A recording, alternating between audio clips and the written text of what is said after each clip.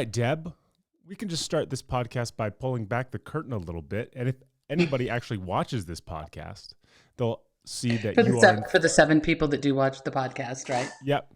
They'll find that you, in fact, are not in the same room as me this week.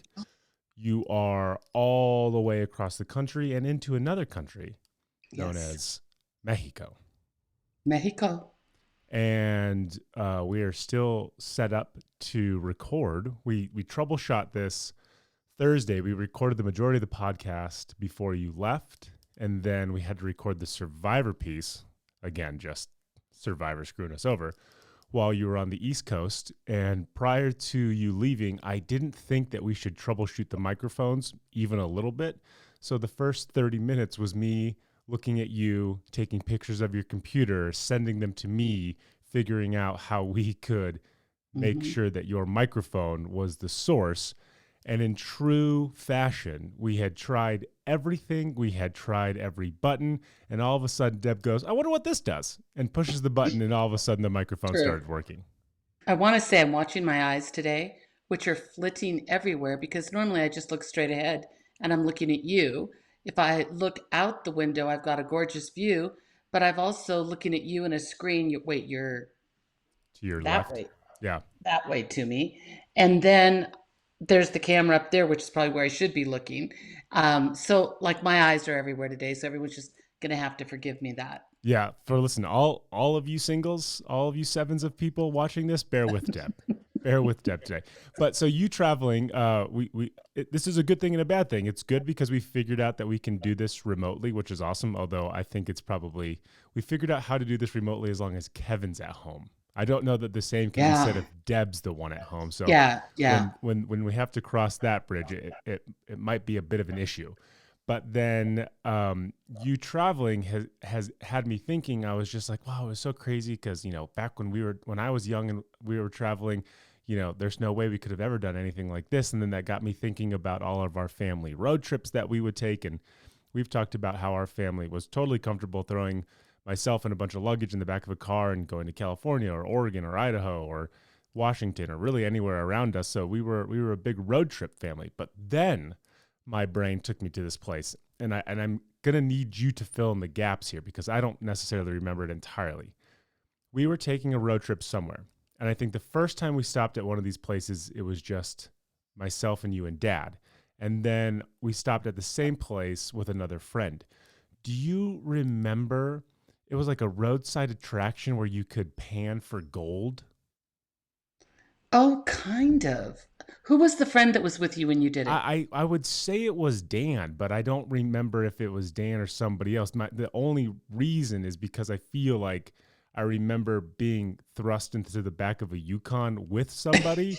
Yes, and that was always Dan. That would have been Dan. Yeah. That would have been Dan. Yeah. So, and bear with me because this is a long route to a really short point. So we're at this roadside attraction, which is just panning for gold, and it's old Western. Everybody's dressed in period pieces. There's a beautiful landscape behind it, but the idea is you pay like $5, and they've rigged this system to kind of mirror that of a river or a trough. And more of a trough. Yeah, more of a trough. Yeah. And there's flowing water, right? And there's sediment in there, and there's all these rocks and sand and dirt. And I think like between 10 to 15 people at a time can pan for gold. And for all of those who aren't from the West Coast, panning for gold is where you go to a river, you stick a metal bowl into the river, and then you just sift rocks around until one looks gold enough for you to rip out of there. It looks like a little metal pie pan. Yeah, 1,000%. That's what it looks like. Yeah. And so you would think like, well, wouldn't it be great if there was like some mesh on the bottom where you could just kind of sift it back and forth? It was like, no, that's how old panning is. They didn't even have mesh then.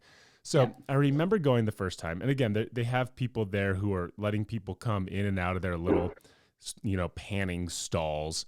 And there's one guy who's in charge, and he's dressed in like full, like 1800 miner's cap, vest, satchel. He's got his tool belt of whatever versions of tools that he had there. He's an old miner, right?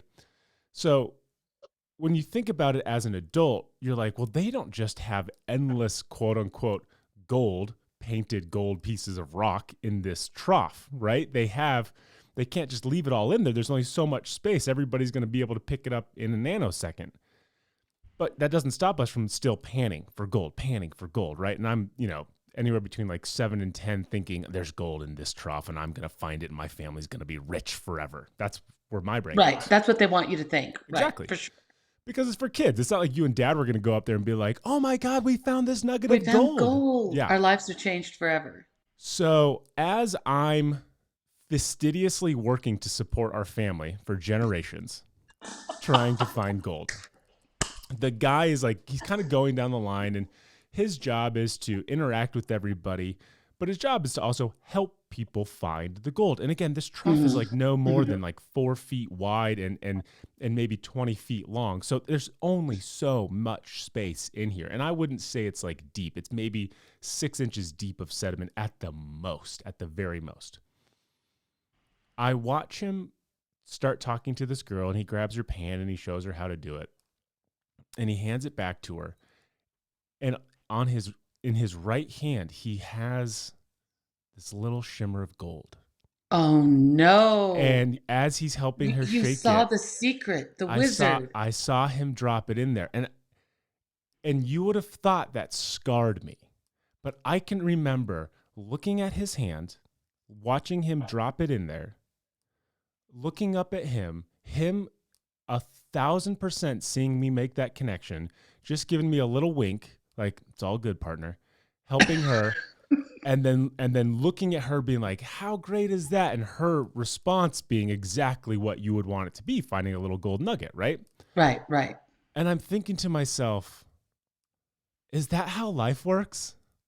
And it wasn't that it was a bad thing. Like, I'm not sitting here like thinking my childhood was stolen, but it was this little reveal into life of like, this thing, doesn't make sense on its face.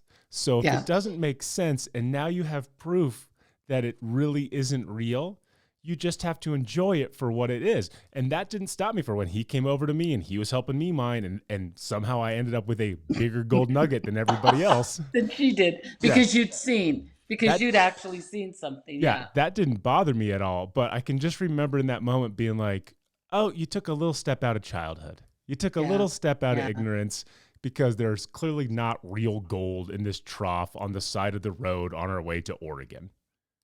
I love it though that was your take on it, because that could be applied to Santa Claus, who is real, by the way. Yep. But it could be applied to the Tooth Fairy. It could be applied to any of these, I want to say, childhood coming of age kind of things that children embrace, but that at one point in time that usually is coupled with their maturity and their reasoning, that they go, oh, maybe this isn't what I thought it always was, right? Yeah, absolutely. But the fact that you went like, oh, maybe this isn't what I always thought it was, but it's still okay. Gosh, I mean, as a mom, that just makes me love that.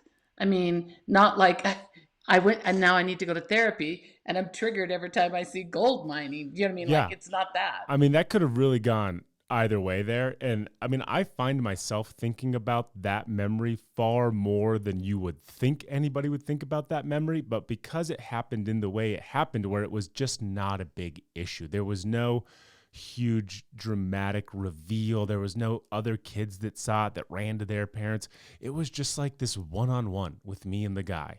And everybody else got to live in that beautiful ignorance that they were panning for real gold painted rocks.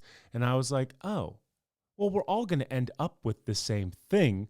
It's just that it's not really the way it's supposed to happen, right? Well, and what I liked that he did, that he noticed you noticed. Totally, yeah. And so what he did is he pulled you in on his little secret. Yep. He made you his buddy, right? Yep. I mean, that part is just like, whether he would know what a big deal that was. That's a big deal. For sure. I read later that he had abducted a lot of children and kept them in the basement. So that makes sense. Yeah.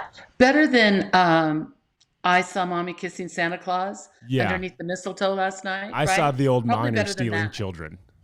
Yeah, Let's start the exactly. podcast. Welcome to the Deb and Kev podcast. One is a Harvard Business School alum. The other is her son, discussing business, pop culture, family, and everything in between.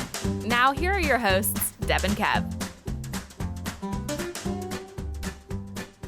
Hey, hi, hello, and welcome to the Deb and Kev podcast. Across the country from me is the Carmen Sandiego of this podcast. It's my mom, Deb.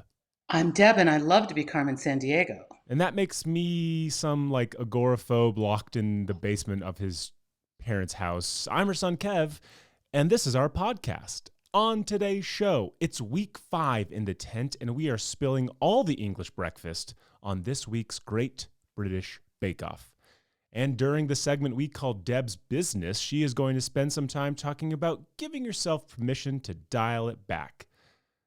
And we are going to present 2 options and then shame Deb into picking one as we play Would You Rather. Mm-hmm. And like a babushka with a grandchild living in Siberia, we'll wrap this episode up with what we are thankful for and what's for dinner. But first, if you guys thought you were done getting tooth updates, you are wrong. Deborah, you find yourself in Mexico, which I'm pretty sure means the land of plenty. Yes, of course. And you were able to see an el dentiste, as the Mexicans would say. But you Is that what they would say? I think it's el dentiste. Oh, okay, good. La dentista for a woman. Yeah. And you went in to get a tooth repaired, and you left being fully numb. So I have a my dentist is here. I consider him my dentist. Yes. And I adore him. Like, we text. If I'm coming to Mexico and I need an appointment, he accommodates me. I do want to say to everybody in the United States, Mexican dental care, as far as I'm concerned, and if you need a dental reference, I can give it to you, is the best. And you've been here, Kevin, and had dental, it's like concierge. It's amazing, Very nice. right? It's very nice. And it's also very affordable, which also makes it nice. You can actually afford to come to Mexico and stay in Mexico and have the dental work done. Anyways, I have a bridge in the back, and it's 3 teeth, and there are actually little veneers in the back too, and it cracked and broke, and that's where I was talking about my tongue being shredded, by the pieces that were left. So I had texted my dentist, and I had been in New York City, and he said, the minute you get here, come straight for the airport to me. I'll take care of you. We'll get this fixed and get everything done before you go, which I'm so appreciative of. So, but picture this. I got up at 3:30 in the morning in New York City to get a flight to come to Mexico City.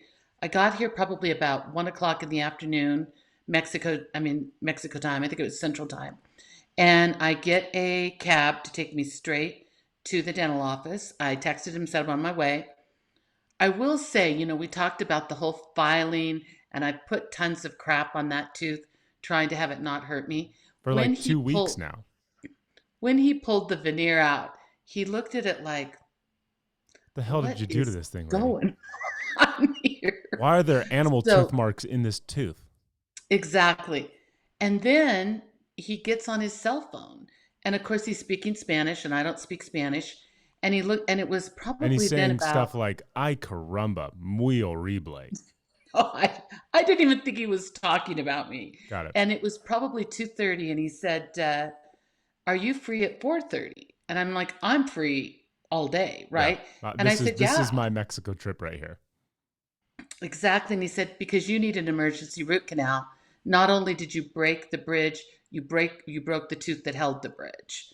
And I'm like, so your bridge and the tooth my were real tooth broken. Yes. Yikes. And so now there's nothing to attach. So they have to put a post in. Do you know what I mean? And I have to have a root canal. So, there's nothing you can do. There is no decision time, because he is on the phone to the wonderful doctor that does the root canals, who's already left for the day and is willing to come back in to do my root canal. Wow. And bring part of his staff back in. Wow. So there's no. It's yes, yeah. Right? So I'm like, yep, I'm ready. And so he said he finishes taking care of mine, puts a temporary on, which actually feels kind of enormous in my mouth right now. But my tongue was the happiest tongue in the world the minute all that happened. And that was all painless. That was great. So, but picture this, I travel because my foot is bad. Yep. I will often travel with an air cast on. Yep. So I've got an air cast on. I've been up since 3:30 in the morning. Looking I'm not good. going to lie, looking a little haggard. Looking okay. spry. I've got luggage, and I've got the carry-on I'm dragging. Then I've got the carry-on on the wheel, on the other thing that I'm dragging. Yeah. And it's Mexico City. It's not like this is the thing that makes Mexico City wonderful. It's not smooth sidewalks with curbs that are this big. The curbs are like this big. For those of you not watching at home, she went from about 4 inches to about 18 inches. Yeah, and everything is like cobblestone-ish, and in front of every storefront, the sidewalk changes from cobblestones to tiles to this to that. Plus, the street that I'm on is called Las Palmas, and I'm sure it's not the busiest street in Mexico City, but it's a very, very, very busy street in Mexico City. Probably there's a median in the middle full of trees, but probably an 8-lane street, 4 on each side. And I mean, when I say bumper to bumper, you can't run between two cars because there is no space. So you have to go down and find the lights. And even then, you're taking your life in your hands while I'm dragging luggage. So I say to the dentist that I'm leaving, how far is this? Is it like an Uber or is it like across the street? It's a block and a half down. No Uber. And I kind of point to the air cast. He goes, oh, no, you'll be fine. He said, but you have a little time. You go next door, told me the name of the place, go in there, have a cappuccino, relax, and then you go down and go. So I go next door, and it's this big, beautiful building, but the coffee shop is kind of down. And there's a huge ramp. There's stairs as well. So I'm kind of standing at the top of the ramp thinking, am I taking my life in my hands with this luggage? Yeah. 5 guys. And this is the beauty of Mexico City. There is no greater customer service anywhere on the planet. 5 guys come running up, grab my luggage, help me down, get me to a table. I need to plug my phone in. They get everything for that. I order a cappuccino. And then I realize I'm not going to probably want to eat after a root canal. So I ordered, it was called Chilaquiles Light. Yeah. Nothing light about it, but some of the best chilaquiles I've ever had in my life. So I ate the chilaquiles, tried to rinse my mouth out as much as possible. Then I end up on the trek to go to the dentist, which is only not even a block and a half away. Oh, nice. Bonus. It probably took me 20 minutes. Look at you just living your best Mexican life down there. I am dragging the luggage up, down, over and about. I'm thinking eventually these wheels are going to break and I'm just going to have to buy new luggage. I finally get there. I get in. They're waiting for me. This is his name is Dr. I think it's Holoy. I'm telling you, he is handsome. He is nice. The staff is there. It's a beautiful setting. Not one bit of discomfort. Wow. Nothing. I felt great. He gave me some pain pills in case I needed them. Oh, yeah. Now we're talking. Them. I have them, but I haven't needed them. But here's the other part. I go to pay. And what I want to say to everybody out there, this guy came in. He was done on Friday, came back in. It was 1/3 of what I would have paid in the United States. So I'm telling you, I'm not recommending every dentist in Mexico. I'm recommending the dentists that I use, of course. But these are professional. They're well educated. They've gone to school in the States. They continue to work and teach. They're amazing. And you get to be in Mexico. I'm just saying. I mean, Deb, if that's not a commercial for Mexican tourism, I don't know what is. Give up on your dentist. Come find our dentist. Yes. So maybe what we should start is a Mexican tourism business. I'm going to let you head tourism. That up, and then I'll be sure to write advertisements for the podcast that we can both read on air. So you feel free to set up that, what I imagine is a very easy business between Mexico and the United States and involving the medical industry, and you let us know how that goes once it's all up and running. Because, I mean, basically the tagline is, you can vacation in Mexico for the price of a root canal. It rolls right off the tongue. And get one. Rolls right off the tongue. Just a perfect slogan. So one of the issues that we are combating because Deb is not stateside is that Deb is susceptible to Mexican streaming Netflix. And unfortunately, Mexican streaming Netflix does not carry weekly up-to-date episodes of The Great British Bake Off. So instead, what I'm going to do is do a dramatic retelling of the episode for Deb, and we will see how she responds. Let's get into it. Dramatic being the key word. It's going to be extremely dramatic. I think you're going to end up crying when it's all said and done. Oh, no. Oh, I mean, that's just how dramatic my retelling is going to be. I'm going to tell it in such a dramatic and emotional way that you're not going to be able to withstand the emotion that is my dramatic retelling. I just don't want it to be one of my people. Okay, so Deb, it's week 5 in the tent. Week 5, we are halfway through. There are only 8 people left, 8 participants left. Giuseppe, Jurgen, Freya, Christelle, Chigs, Amanda, George. Did I say Lizzie? Yeah. And Lizzie, yeah, that would be it. I feel like I only had 7 fingers up. Okay. Go through them again. Okay. Jurgen, Giuseppe, Chigs, Christelle, Freya, Amanda, George. That's it. That's the 8. That's it. That's it. And Deb, wouldn't you know it? Week 5, it's German week. No. Oh, yeah. It's going to be Black Forest everything, isn't it? It's German week. And of course, the episode starts out with Matt saying, it's German week. And right now, we'd like to congratulate Jurgen on being star baker.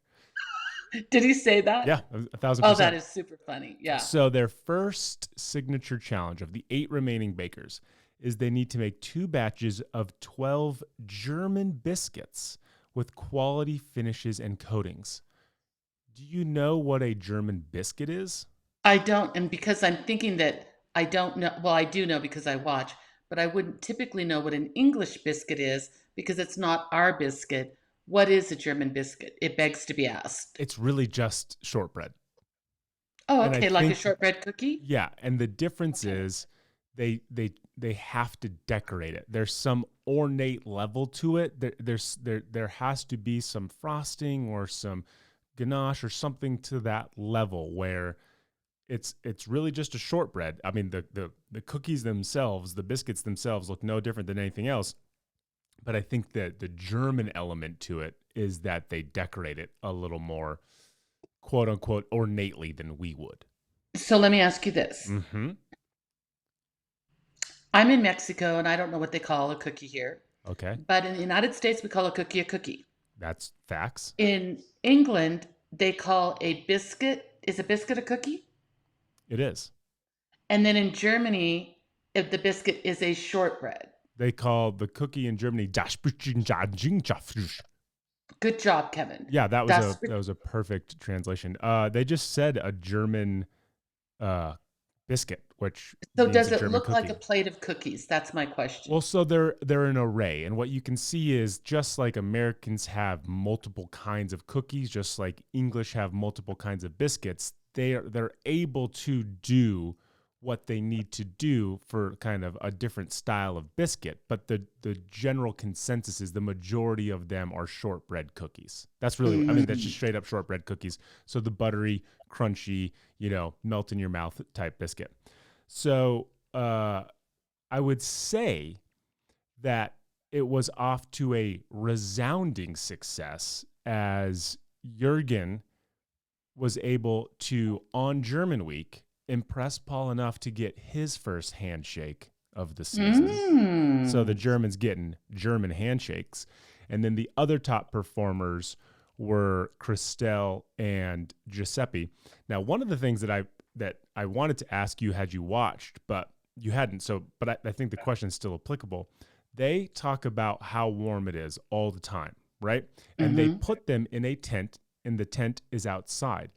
And the tent is full of ovens. It's true. How big of a factor do you think the tent actually plays in the success of this show? Because I think it's probably far bigger than most people want to give it credit for.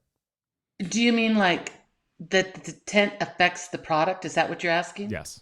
Oh, huge. Yeah, Huge. like it's an integral role. Like depending Yes. on what the tent is doing, whether it's like sucking up all the heat or whether it's cold, it dictates who's going to be successful, who can navigate the temperatures of the tent enough.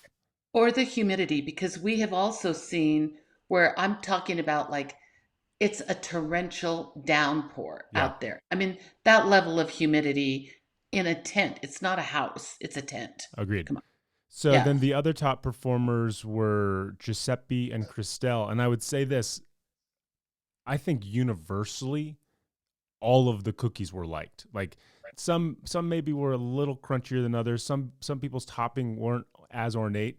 Amanda left off 1, so instead of having 24, she had 23. But the judges across the board, like there was nobody clearly at the back of the bus. Like it was Christelle, Jurgen, and Giuseppe who excelled, and everybody else was tied for 4th. That was my takeaway. That's great though when that happens. Here's a little GBBO fact for you as it relates to this season. There have been 3 handshakes all season. Giuseppe has one, Chigs has one, and now Jurgen has one. The 2 prior handshakes went on to be star bakers. So file that away in your head, okay? So the technical challenge. Do you have a pen and paper in front of you by chance?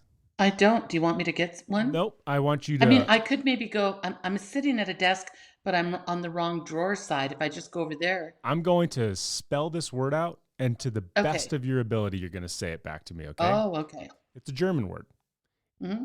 Prinzregentorte.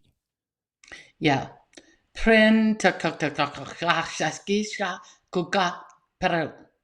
That's offensive to babies. Prinzregentort. Prinzregentort. Prince Tintentort. It's Prince Regent Tort, essentially. If you were to Prince Regent Tort. Exactly. So it's really Prince Regent Tort. It's a cake for a regent. Okay, so now can we say this? We know what a tort is in America. We know what a tort is in England. But is a tort a cake in Germany? Deb, I'm so happy you asked. It is 8 thin layers of light German Genoese sandwiched with chocolate custard covered with a mirror chocolate ganache. And then they're supposed to do the little rose frostings with chocolate crowns on top for a total of 12 slices.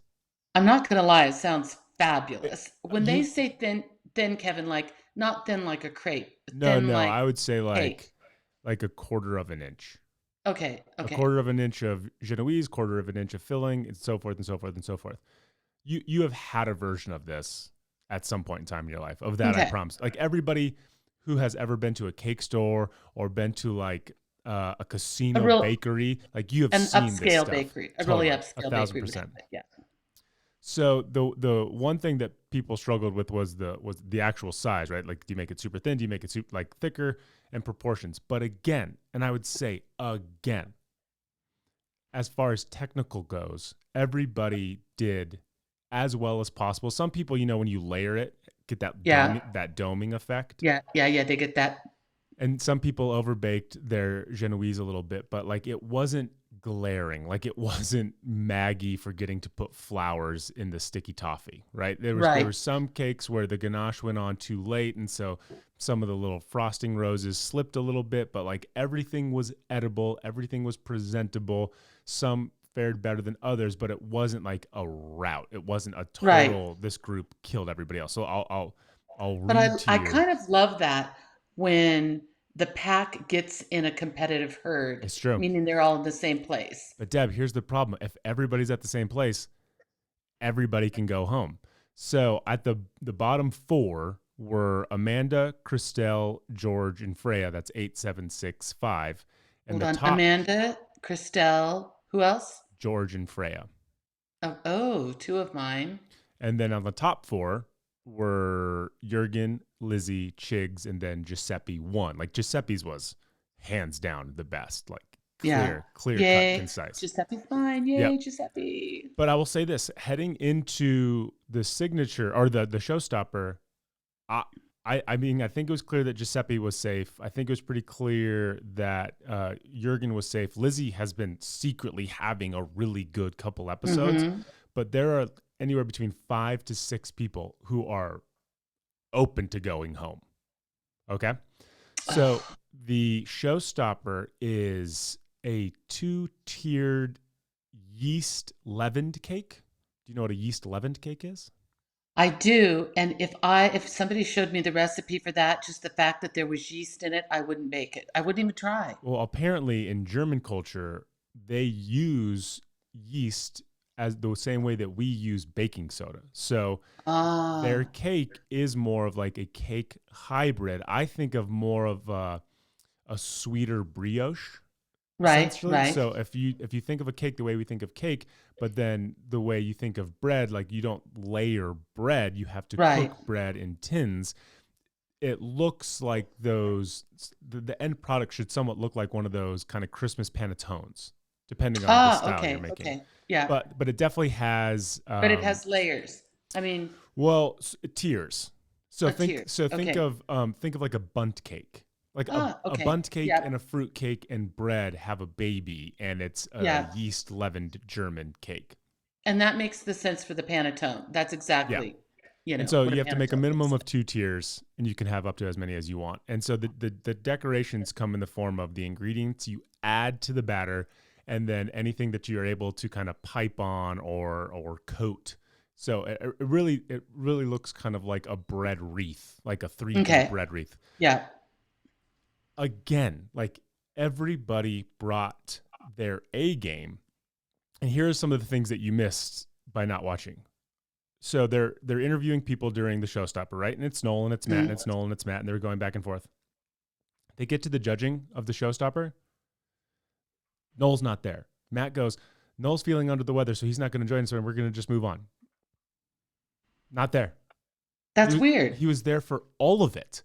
And then all of a sudden, there's no Noel.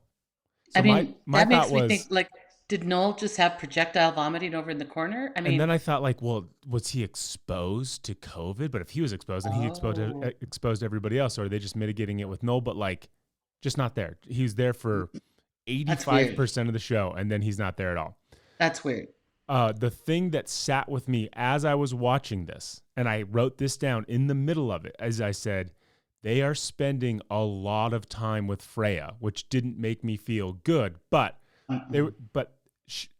what she did is she took half plums and she kind of molded them, right? She let them poach in a liquid. Oh, yeah. Mm-hmm. And then she put those, like an pineapple upside down cake, she put those in her tins with some of the sauce, and then put the leavened cake over it. And when it came out, it had like that kind of bloody dripping thing. It looked really, really good. So again, and I cannot, anybody at home, if I'm overstepping, please DM us. Other than Giuseppe and Amanda's did not look good, but Paul said it is one of the best things he has tasted in a long time. Everybody's criticisms were fairly similar to everybody else's criticisms. Mm-hmm. I mean, they even said like, hey, Jurgen, I like this. I don't love this. It was maybe a little overbaked. Chigs's was maybe a little overbaked. George's was maybe a little underbaked. They said Freya's portions of cake to topping were a little off. Christelle's tasted really, really good. But like, there was nothing. There was no indictment. There was no like cake falling over. Well, technically one cake did fall over when Paul removed it, and Matt snatched it up before it hit the ground and was very proud of himself for doing an athletic feat that I don't think he's done in 30 years. But so was it kind of just even Steven? I mean, you just felt like they all landed after all the comments in the same arena? It's one of those episodes to where you know everybody performing this way on a normal episode, totally safe. Everybody doing what they did on this episode in any other episode, no problem whatsoever. When there's nobody performing poorly, right, everybody is now up to go home. And that's how it felt. It's sad. You know what Tom Colicchio always says on Top Chef? When they get to the end and there's like five left or Yep. whatever, and he said, "We are sending somebody home that gave us a great Yep. dinner tonight." Yep. Like that is so heartbreaking because in our family we say picking the fly shit out of the pepper, but Deborah. that's exactly what's happening Yeah. there, right? They're just trying to find enough excuses to feel comfortable about letting go of one person. Right. And even as they were doing the recap where there was still no Noel, they were pretty much talking about everybody. Right. And if you would have told me I'm kind of last on week, the edge of my chair here, Kevin. I'm nervous. if you would have told me last week, I would have said in this order, the next people that are going are Amanda, Yep. then George, Yep. then Lizzie, and then I think Yep. our group comes up and is in the danger zone. Yeah. As they're all sitting there in their aprons, they're a wreck. They all look terrified. It's clear that Giuseppe and Jurgen and Shigs feel pretty good, but the other five are just kind of like, what is going on? So Matt announces Star Baker, and in German week, the Italian wins. So Giuseppe, Yay, Giuseppe. two-time winner to go along with Love Jurgen. him. And Deb, the drama with the reveal of who was going home was palpable.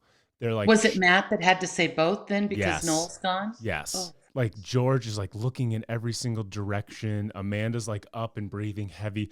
Freya, you can already tell, has been like welling up because she's like red around her eyes. And Matt says, this person brought their own flair to every single challenge. No. I know who it is then. No. And I'm so sad to announce the baker who will be going home this week is Freya. No. Mom, I cried. No. Mom. Did you cry? Deb, she Oh was my gosh. bawling. She was bawling. And everybody was crying with her and giving her like these huge, deep hugs. No. And Paul was like, you have a 19-year-old girl who's cooking vegan, who made it halfway through the bake-off. Like, that's success in and of itself. And Freya's like, I accomplished what I wanted to accomplish. And No. oh my God, Debbie, it was gut-wrenching. Here's what Gut-wrenching. I want to say. I'm just speaking for myself, but I do believe I'm speaking for a lot of our other friends out there Yeah. who also picked Freya because Freya was a big pick Yep. for a lot of people. We have not had enough Freya, not only because she's a vegan, not only because she's like this cute little nervous Nelly, not because the last word of every sentence has 5 syllables.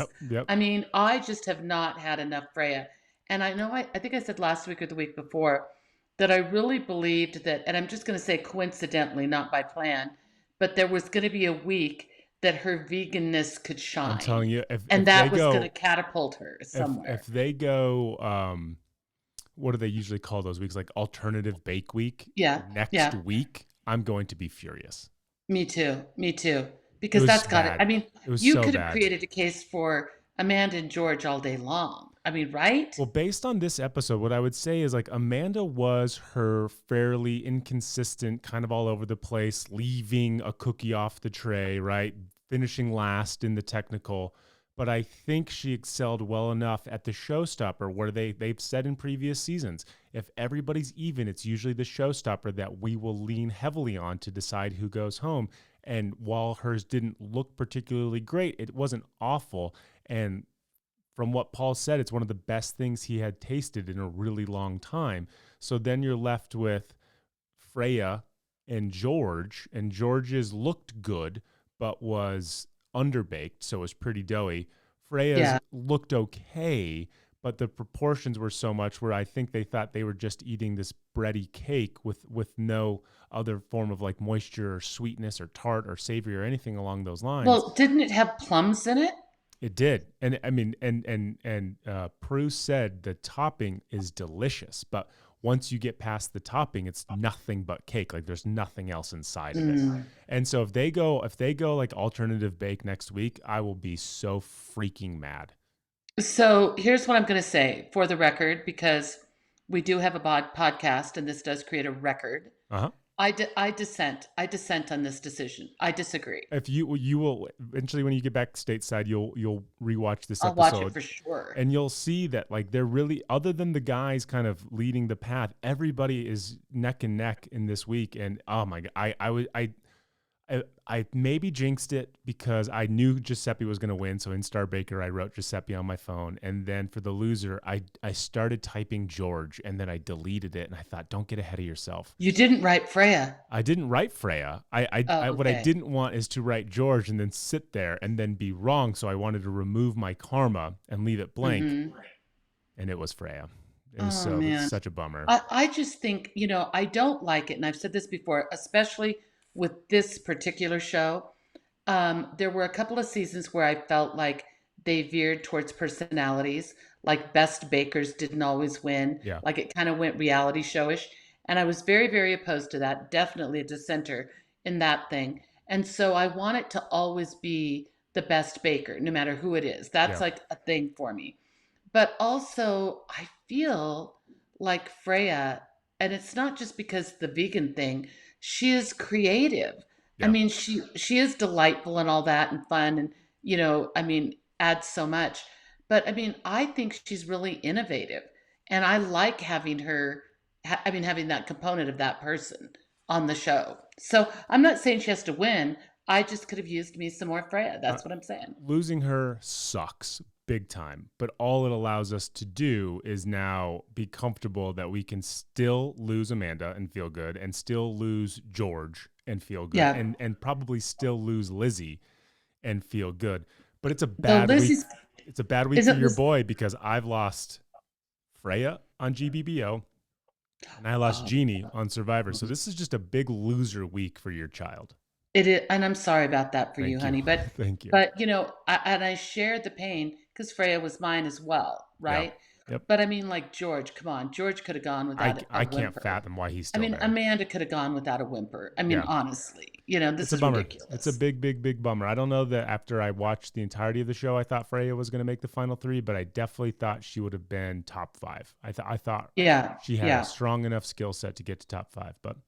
And I really do think, I know that they've said before that it's every bake. It's every bake. Yeah. It's not a cumulative effect of bakes. But I think when you have a week where they go so close like that, then there has to be some historical factoring in of how they've done. They didn't. Yeah. They didn't at all. So that was the GBBO recap. Sad for all of us who had to watch it. Sad for Deb who had to hear it. And it'll be sad for her again when she watches it when she comes back. I know. I'll cry. You will, for sure, because I did.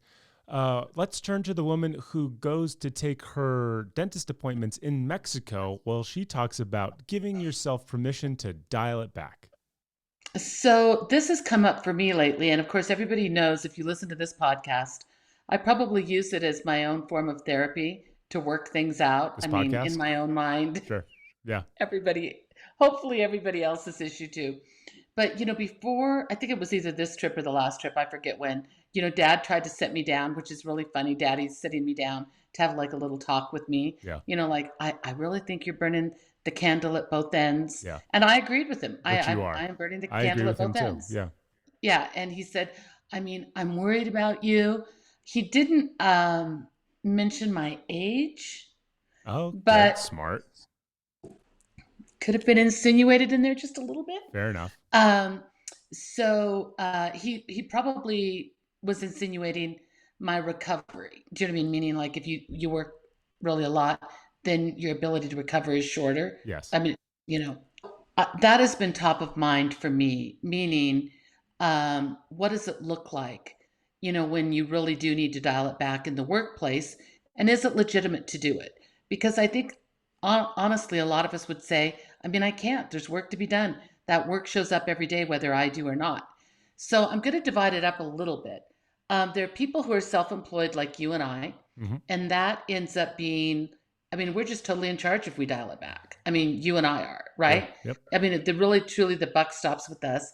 There's the dialing it back, I'm going to say, when you own a business or when you're in a very responsible position in a business. And there's dialing it back when you're an employee in a business. So I'm going to kind of talk about all three. For myself, and I think most people who are entrepreneurs feel this way. When I say we don't know when the next paycheck's coming, we do know. I mean, for the most part, we do know. Yeah. I mean, we have a steady flow of clients. We know if those clients are going to leave us, or, how long they're going to be with us.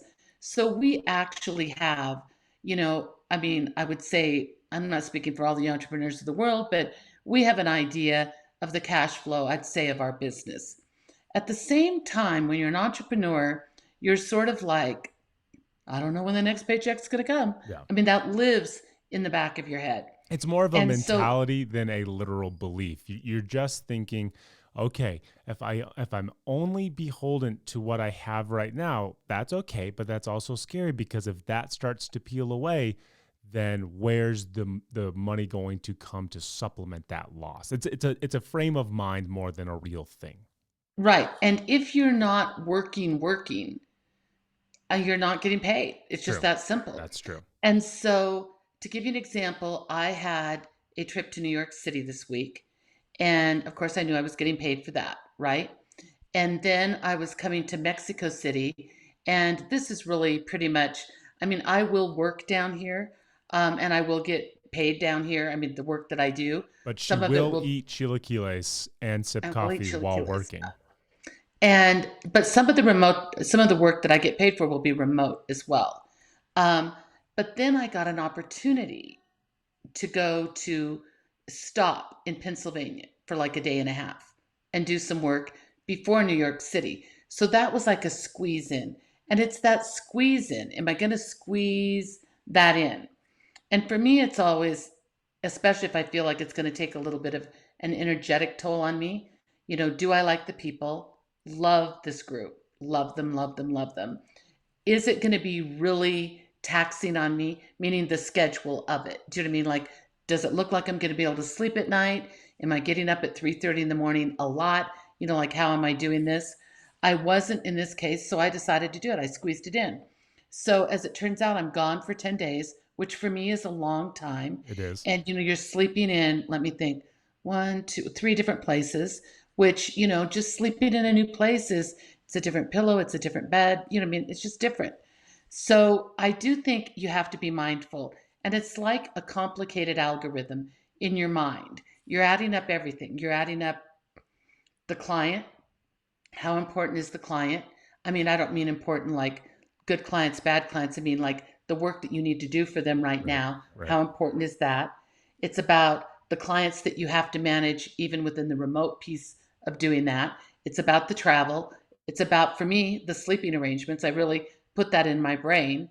Note to self, the hotel I stayed at in New York, I absolutely loved. But next time I'm going to request a different pillow. I mean, seriously, Yeah. It's down to all those little details. And then can I just genuinely show up and do a good job without having a 5-day recovery, meaning I come home and feel like I have to do nothing, right? Yeah. Yep. So for me, it's like this complicated little algorithm that's always spinning in my brain. And I would say that more often than not, I choose to go. I choose to work. I was going to It's say, what I do. you're constantly thinking about it, but I know you well enough to know that ultimately you land on yes. I usually land on yes. Now, we'll see if I keep this agreement. With yourself? Mm-hmm. Okay. Because I'm rationalizing some travel that I'm doing, I'm going to say up until the first week of December. I'm saying that I'm not going to travel after the first week of December. Doesn't mean I'm not going to work. Just means I'm not going to travel. Liar. Because I need a break. I just need to be home.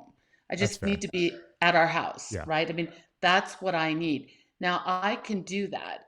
And I'm kind of using that as my excuse. I have set that goal before and blown right through it and gotten on airplanes and gone because I thought the opportunity was such a big deal.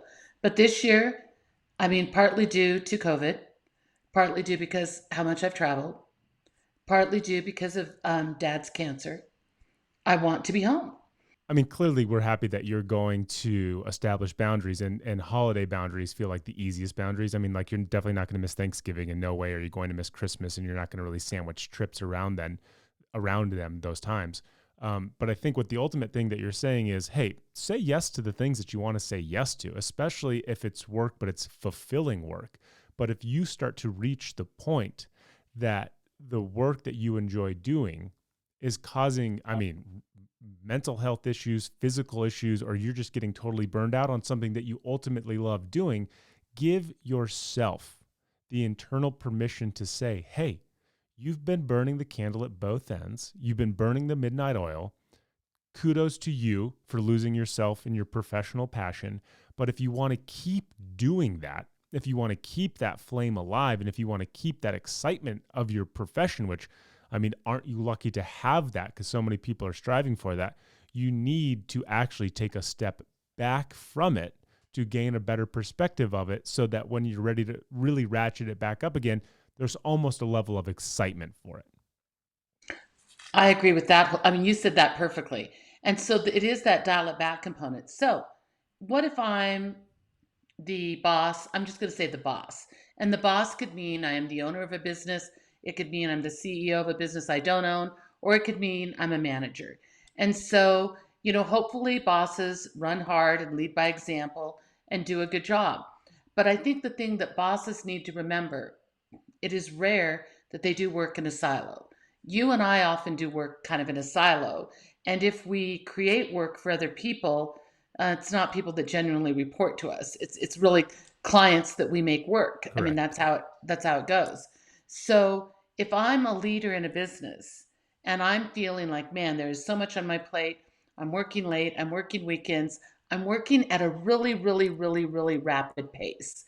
And sometimes it doesn't even involve overtime. It's just that you increase the pace so much, and that work is trickling off of you to the people that work for you.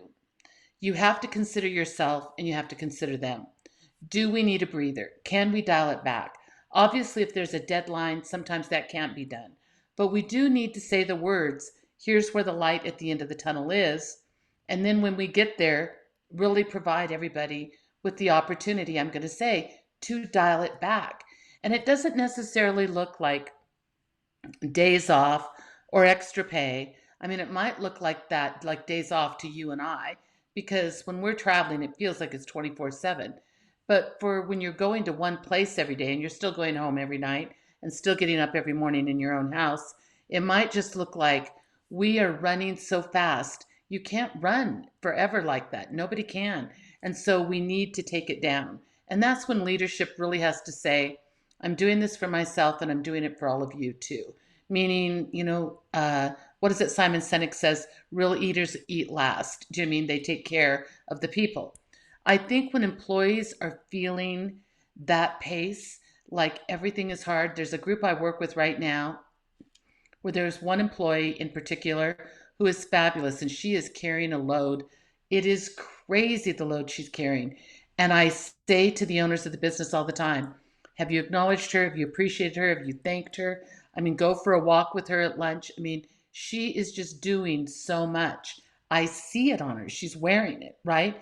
And we keep saying there's light at the end of the tunnel, but then other things keep happening so that the light doesn't appear. And every single time that we have to move the cheese, like today was supposed to be the day, we need to go to her and number one, say, really, can you keep doing this? Number two, we really, really, truly appreciate you. And there is a reward here and a break coming, right? So I think in America, we're not really, really good at consciously dialing it back and saying, this is what I need in order to continue to perform. Does that make sense? It does. And I think it's a great thing to, especially during the holiday season, for people to be able to look at themselves in the climate that is the world right now, say, hey, if you've been working really hard and you've been keeping your nose to the grindstone, you are allowing yourself to stop and smell the roses. And I think that's a great thing. And I think it's different for everybody. Some people it really is like, hey, I'm going to go get a mani-pedi. I'm going to go for a hike. I'm going to go for a run.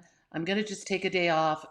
Whatever it is that kind of fills that back up with you. So ultimately, whether you're going to Mexico to get your teeth worked on so that you can enjoy a 2-hour Mexican lunch, or you simply need time to yourself in the form of sitting in a room and closing your eyes and just letting the sound of silence be your distraction, putting yourself first, allowing yourself to step away from work is the thing that will ultimately make you a better worker.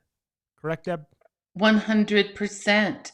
100%. And really identify, because Kevin, what does it for you is different than what does it for me. That's true. Really identify what it is and then do it for yourself so that you can continue to carry the load. All right, Deb, let's play Would You Rather. You feel comfortable with that? I'm good. All right. I have actually a bunch of questions on here, and I'm always surprised because I always think that they're relatively the same stuff, just asked in a different way. But I think these are pretty unique in their experiences, would you rather experiences kind of, and then just things that we don't really think about. So I have, I think, a great one that kind of falls within the idea of it's not travel, but being somewhere else. Okay. Mhm. Deb, would you rather be stuck on a broken ski lift or in a broken elevator? Oh, 100% a ski lift. 100%. What if it's for hours? Nope, I don't care. So here's the thing for me. I was never claustrophobic. I'm going to say until probably till after I had you, sometime after I had you. Oh, and Never. you're I could saying have that I crawled. suffocated your world and made it feel too small? Truthfully, you made my body feel like it just wasn't capable. Exactly. And I've somehow translated that into the space around me. That elevator would get so small, so fast, so potentially steamy, so do I have to pee in the corner? So no, no, no, no, no, no. It would be terrible. Here's where my brain goes. On first glance, of course you want to be stuck on a ski lift. Yeah. 360-degree views of what you assume is beautiful, mountainous, snowy terrain. Yeah. You're outside, so you're not feeling claustrophobic. And typically you're sitting next to somebody, whether a friend or a stranger, you have a buddy, right? Yeah. That's okay, as long as the weather is pristine, crystal clear, and just on the side of like warm, cold. Like the sun is out, you know that it's like 45 degrees, but the sun is out, so it makes it feel like it's more like 55. If those temperatures and settings are idyllic, of course you pick ski lift. If it's like 0 degrees, if a storm is moving in, if you've been skiing all day and this is your last run, so you're exhausted, and if it's slowly turning into night with nobody promising you how or when you're going to be able to get off, the ski lift becomes a death trap. Possibly. However, in the event that you're going to die, go with me on this. Yeah. If death is going to come as a result of the elevator or the ski lift, Uh-huh. then I'm going for the ski lift because I'll just freeze to death, which is completely painless. You feel warm first. You lean onto the side of the ski lift, you hold on, and you just go. But doesn't the idea that like you're in an elevator and just above you or just below you or directly in front of you can be another person who all they have to do is pry the doors open? Okay, on a ski lift. Now, depending, first of all, I don't ski anymore, but I have skied in terrible weather, but I'm pretty much a fair weather skier. So the whole fair weather thing is going to work for me. That's number one. And yes, did I go night skiing, but not very often. Did you just say that you're going to know that the weather's okay? Like you're going to know. I'm going to say like I'm skiing on Bluebird kind of days. Okay. That's when I ski. Fair okay. enough. Also on a ski lift, depending on where it breaks, there are places where you could drop off and be fine. No. This is you're at the apex of whatever ski lift. It's not like, hey, the ski lift broke and you're 2 feet away from the having just sat down. No, you're at the peak where you are like to jump is to say, great, can I function with 2 broken legs and a separated shoulder? Okay, so there's that. But falling down into snow or with people, even though snow is packed and hard and all of that, that's better than me risking my life. And you know me, we're talking about me. Yeah. I mean, in an elevator shaft, for God's sake. Well, you're in Kevin. an elevator and there's a phone so you can talk to people in there.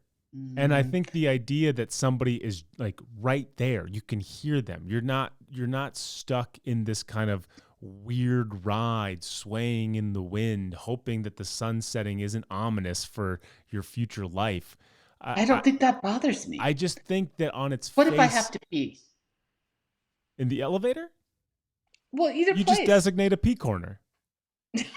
Pee corner that doesn't Yeah. stay in the The pee Office corner. did a really good rendition of this where when you're stuck in an elevator, you designate a pee corner. And so you just go find your corner, probably the opposite of where you feel comfortable sitting, and you go do your number one. You hold off on number two as long as humanly possible, because it turns out the number two corner turns everything into a number two corner by smell alone. Exactly. And that's the last ditch effort.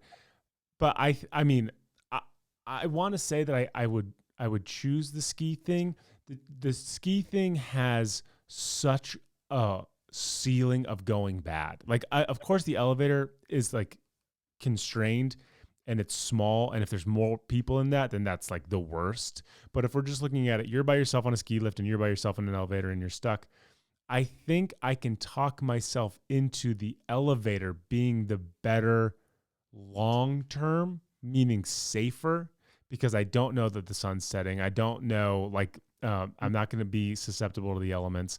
I'm not going to not hear people working, right? You can communicate with me at all times, and that helps my OCD control thing, knowing that I'm talking to somebody who can get me out of here. That helps me. As much as I want to say ski, I think I'd say elevator. So I'm sticking with ski because it really is a mind game for me at that point. Fair. I know that if I pee my snowsuit, because I can't pull anything down, I've got too many clothes on. I know that if I pee my snowsuit, that is like cold as can be. I understand that that's going to ultimately be really uncomfortable. Yep. I do know that if a ski lift stops like that for any length of time, there's going to be the person next to me, which is hopefully a friend, and then there's going to be tons of people underneath the lift, like hollering at you and trying to do things. I mean, you're not going to be all alone. I do know that it's going to be scary if it's getting towards nightfall and it's getting colder, or if colder weather comes in. I'm just telling you, I'm claustrophobic. This is such a limited space. I will really be able to have total moments of pleasure on the ski lift before I die. That will not exist in the elevator. I'm going with the ski lift. I think I will have moments where I would laugh. I think I have moments where I'll interact with other people. I'm telling you that the point that I make the decision to pee, it's probably going to make me laugh. And I think the way I'm going to die is going to be much more pleasant than the way I'm going to die in the elevator. Deborah, would you rather? These are good ones because they're different than what we've talked about before. So I'm trying to pinpoint the right one to ask. Mm-hmm. Would you rather have nosy neighbors or noisy neighbors? Oh, no, I think nosy. Really? Because I mean, like our neighborhood, we have seen our neighborhood turn over twice, kind of 2.5 times. And the first group, you guys were all fairly close friends for, a handful of years. And so we were the group where we were all the same age and we had all kids the same age. Right. And so I don't know that I would say anybody was nosy, but everybody knew each other well enough to understand what was happening for the most parts in everybody's lives. Spoiler alert, everybody minus our family got divorced. So everybody knew that.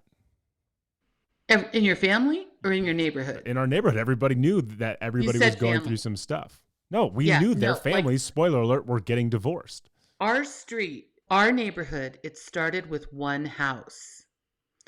And we knew no matter who moved into that house, no matter how old they were, no matter how many kids they had, if they were married, they would be divorced.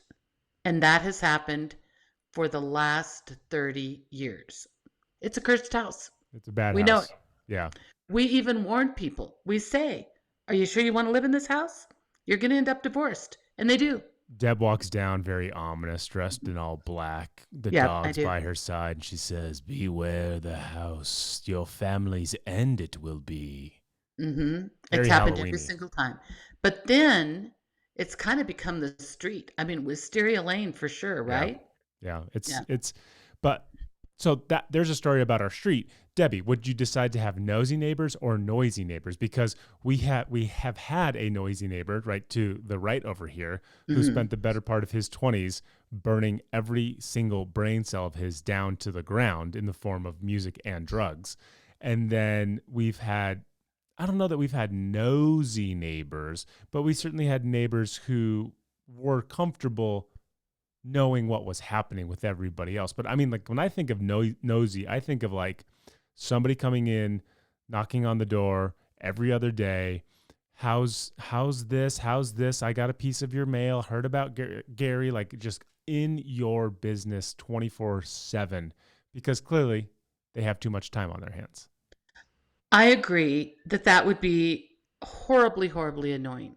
However, I also think once I kind of understand their pattern, I can avoid it a little bit. Yeah. I can like not answer the door. I can answer the door and say, "Oh, I'm on with a client." I mean, there's some stuff I can do. I'm pretty comfortable at telling people it's none of their business. Yeah. So I feel like that I could possibly influence or manage.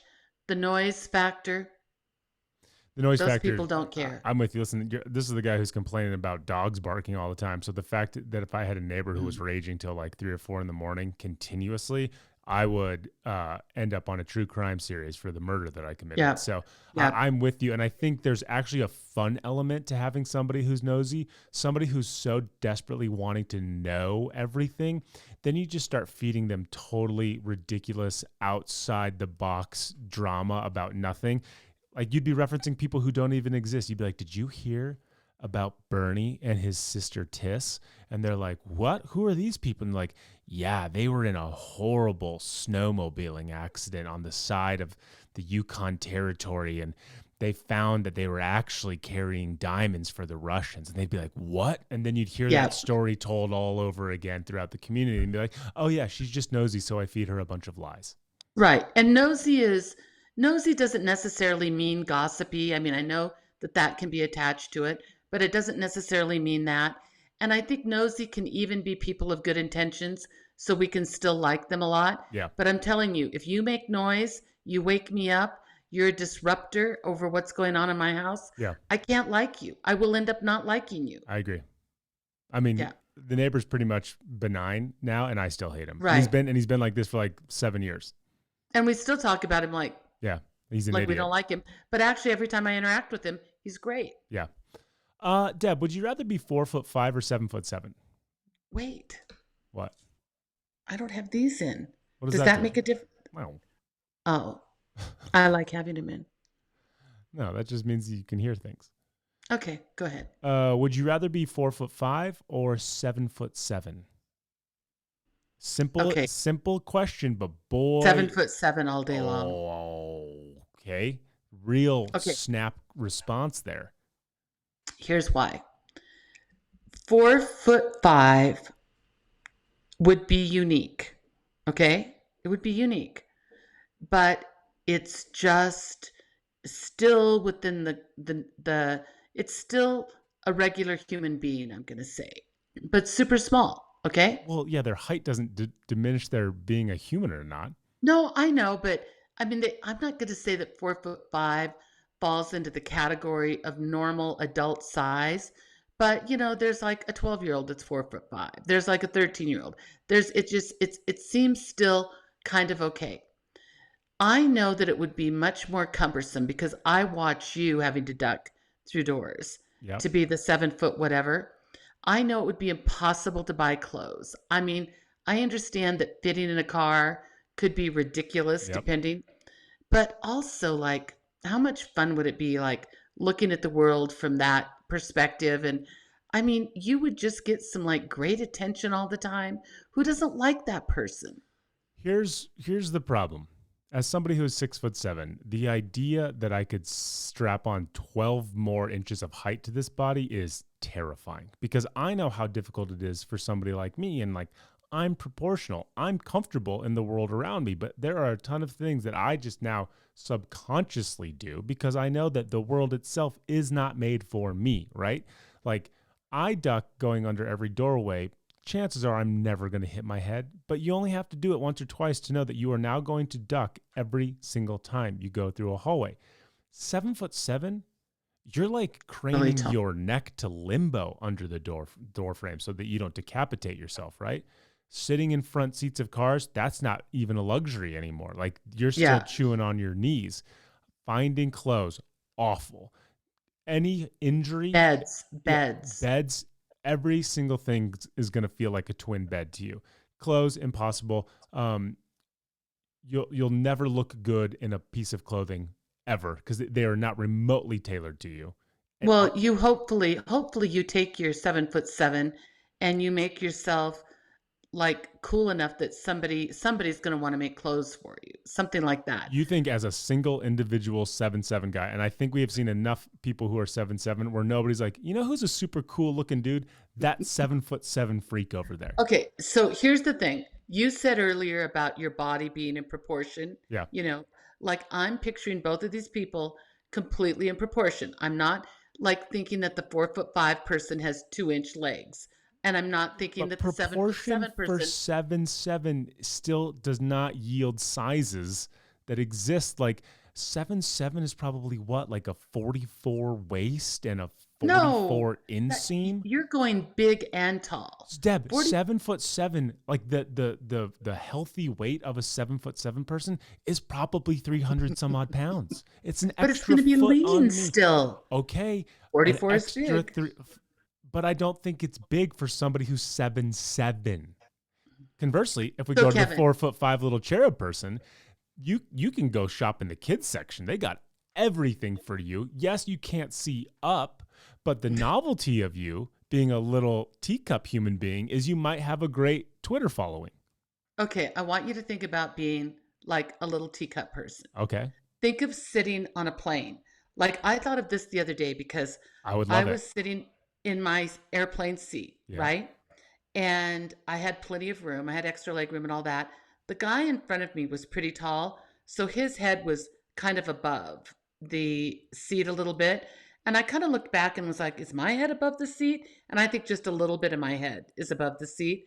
You would be down in the seat only looking at the seat in front of you. Are you Like that's trying to all tell you the get. 6'7" guy to somehow feel bad about having so much space on an airplane that I get lost in the seat? Sign me up on that and that reason alone. Are you kidding I knew me? as soon as I went down that road, I was digging a hole for myself. That was a 7'7" terrible sitting in example. Southwest seats. If you don't get the exit out, I mean, it's just absolute torture for the next 2.5 hours. I Yeah. think we are obsessed with height. We view height as some type of quality, and it's not. It's just a genetic code that made you 7'7". Yeah. The world is not made for tall people that way. It's not at all. The world is better if you're smaller. It's easier. It's not great from a perspective standpoint, but you're both standing out for different reasons. And once the novelty of being 7'7" is over, you are left struggling going through the world. Like 6'7", honestly, is as tall as anybody should ever want to be. Yeah. Okay, I'll go with It gets that. crazy. Okay, I'll great. go with that. A couple of 4'5" people. I love it. All right, Deb, last Yeah. one because we are going super duper long on this. Would you rather have, with no names, would you rather have a 10-hour dinner with a headstrong politician from your opposing party or attend a 10-hour concert for a music group you detest? 10 hours is a long time. That's like more than all day. I don't think I could sit down with people that I love and adore for 10 hours straight, let I alone that would be hard. a politician from an opposing party. My only thought is if I go to a 10-hour concert, maybe it's not the same group, but maybe it's like a genre. Like if you're going to like a scream rock concert, right? You know, over and over. Okay, you can walk around and there are people who are at least having fun there. You're not, but you can maybe take joy out of other people having joy. But the idea that you would be held captive at a table with a politician, whether Republican, Independent, or Democrat, who's just hitting you over the head with a filibuster of their positions on the world, I don't think anybody would choose that. Well, okay, but let me rephrase that. Would you rather go to a 10-hour concert that it's music that you have grave distaste for, Uh-huh. right? Like, Yeah. so if it were heavy metal, it's Yep. just going to be loud and not feel like music to you all day long. Would you rather have that? Would you rather sit at a table with a politician? I guess we'd be having 3 meals together over the course of 10 hours, right? Yeah. I mean, I would say, But it doesn't mean that I'll give this politician. caveat. You can eat as much as you want. Okay, good. It doesn't mean that the politician is going to actually filibuster the whole time. I've got to believe, and everybody has some politician that's in their mind right now. Of course. I've got a politician in my mind that I go, okay, I don't agree with their politics, but I do think we can meet on other conversation topics and be fine. And I won't need to wear hearing aids after. Listen, without naming names, I'm going to say you have to pick the worst version of the worst person who you'd have to sit with, and not this belief of like, for 10 hours, I'm going to steer them in a different direction and just talk to them as a human being.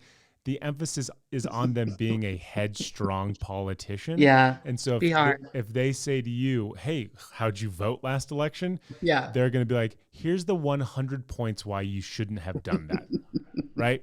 And then as the second meal's coming where you're contemplating drowning yourself in a shallow bowl of soup, they're going to lay out their, 1,000-page document on how to rejuvenate the American spirit. Hey, listen, I mean, I live with Dad. I don't know what that means, Deb, because I don't know that we've ever talked about Dad's affiliation as it relates to a political party. So fair enough. I would definitely choose the concert. I mean, if for nothing else, if it just all hell broke loose, I would just try to go scramble and buy as many drugs as possible just to numb myself for the next 9 hours. I do think in a concert too, we would advise everybody to wear protective earwear, right? Yeah. In a really loud concert. Always protect your hearing health. So really like jam that in and maybe listen to our podcast while you're there. I don't know. Do you mean? Deb, I love it. This is an exceptionally long episode, so we are going to get straight to dinner. Spoiler alert, Deb's not cooking any dinner. I'm going to cook dinner for myself, and I'm going to cook a surprise. I will whip something up. You guys are going to sit and wait with bated breath for the reveal of what I culinarily Kevin create. And I will post it on Wednesday or I will post it on Thursday, depending on if I actually get to it in time. But I will be posting it. So it's a ... TBD to be delicious.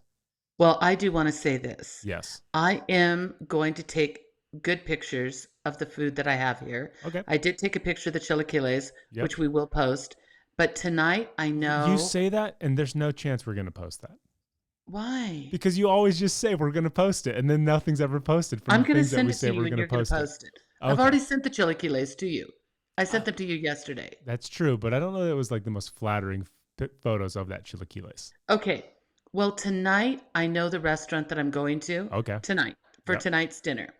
And it's a fabulous Greek restaurant. Ooh, yum. And I know that I'm going for my main dish to have fish. Okay. So I am going to send you pictures from tonight's dinner. Okay. What's this? Smells like fish. And then I am going to create something so beautiful, so savory, so delicious.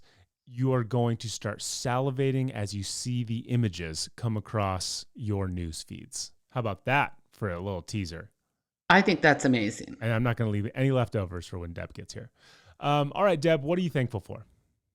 I am thankful. I'm going to say a couple names. I'm really thankful to Sandra and Alex for letting me be here at their house, for asking the sweet little maid that wants to go clean in the room next door that I'm staying in to not clean while I do this so that it's quiet. And to their son, Moy, who's at college, but this is his room that I am, podcasting in. So I am incredibly grateful to them for providing all the luxuries of life for me while I'm here. That's great. That's typically my room that I stay in as well. So it is your room. Welcome. I stay in Nicole's room next door. You're welcome for letting me let you use that room.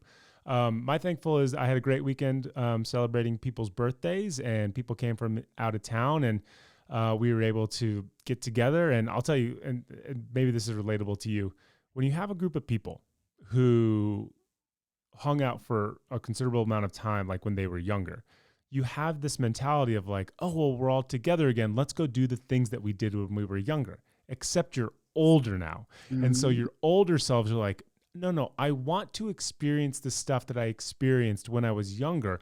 I just can't afford to deal with any of the pitfalls later. So while we're all together and we're all really excited, everybody's still like very weighed and measured about like, well, I don't want to drink too much because, you know, it's Sunday and I want to be able to work out and I want to go to my Zumba class and I want to be able to go to the grocery store and I don't want to eat a pizza at 3 o'clock in the morning because, you know, I'm keto and all these different things. And so it's never not funny to me to be in a situation where everybody is so excited to be together and everybody's internal clock is like, hey, we're 26 again, let's go. But then the real world of like, but we're all in our 30s is kind of what tempers everybody from totally losing their mind. But regardless of that, I still had a great time with everybody. So that's my thankful. So you're simultaneously being your real 30-year-old something. Yep. While the 26-year-old in you is screaming to get out. Yeah, absolutely. Okay. Well, there you go. That's a good thankful. It's a good thankful. And I'm sadly, slowly killing that 26-year-old every decision I decide to be more mature. But here we are. Did you have fun? Of course. Did you keep your commitments? Yeah. Maybe a little late for this morning's commitment. A little late for this morning's commitment. But then you said that we could record later and that actually worked out really well. Yeah. I was trying to set an example of being gracious and nice. Thank you. You were allowing me to dial it back today. I appreciate that. I was letting you dial it back. That's exactly right. That is going to do it for this international edition of the Deb and Kev podcast. Remember to like, rate, and review wherever you listen to this podcast. And you can follow us on all of our social channels at Deb and Kev Pod if you want to see that amazing meal that I'm going to make.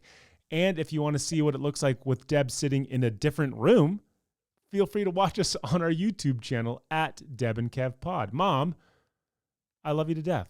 I love you, baby. If I was a good producer, I would have come up with the Spanish version of I love you to death. Un momento, por favor. This was fun. Keep going on that.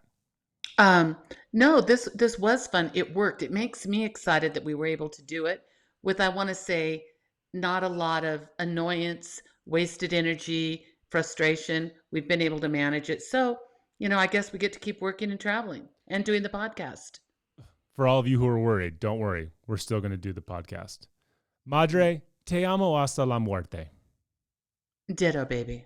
We'll see you guys on Thursday. Thank you for listening to the Deb and Kev podcast. Remember to like and subscribe wherever you listen to this podcast. Follow Deb and Kev on Facebook and on Instagram and Twitter at Deb and Kev Pod.